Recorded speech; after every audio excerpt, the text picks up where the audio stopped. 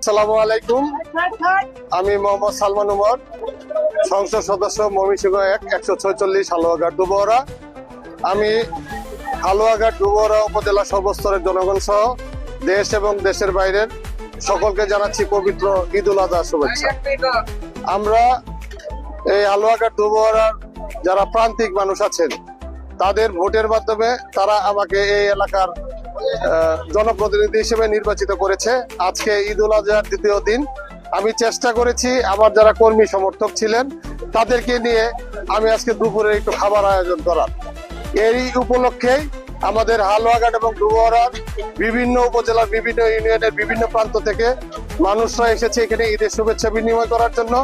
তারা ঈদের শুভেচ্ছা বিনিময়ের পাশাপাশি দুপুরের খাবার তারা খাচ্ছেন। খুব আনন্দ ঘন পরিবেশে আমরা এই ঈদ উল আজহা উদযাপন করছি। আপনারা অবগত আছেন আমি সংসদ সদস্য নির্বাচিত হওয়ার পরেই আমার এলাকার যে সমস্যাগুলা সেই সমস্যাগুলা নিয়ে ইতিমধ্যে আমি মহান জাতীয় সংসদে কথা বলেছি। প্রত্যেকটা বিষয়ের উপরে আমি নজর রেখে কথা বলার চেষ্টা করেছি। এই আমাদের এই প্রান্তিক মানুষ, অসহায় মানুষ, পিছিয়ে পড়া মানুষ, তাদের যে সমস্যাগুলা সেই সমস্যাগুলা মহান জাতীয় সংসদে আমি তুলে ধরার চেষ্টা করেছি।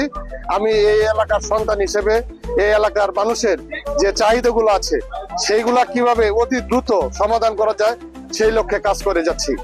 আপনারা যারা প্রিন্ট এবং ইলেকট্রনিক মিডিয়ার সাংবাদিক ভাইরা উপস্থিত হয়েছেন, আপনাদের মাধ্যমে আমি হালুয়াঘাট এবং ডুবরা উপজেলা সর্বস্তরের জনগণকে জানাই যে তারা যে তাদের ভোটের মাধ্যমে আমাকে নির্বাচিত করেছে তাদের সম্মান যেন আমি রাখতে পারি, তাদের হয়ে তাদের পাশে যেন সারা জীবন কাজ করতে পারি সে আশা এবং প্রত্যাশা রেখে সকলকে পবিত্র ঈদ উল আজহার শুভেচ্ছা জানিয়ে আমি আমার কথা শেষ করছি। ধন্যবাদ সকলকে। আসসালামু আলাইকুম।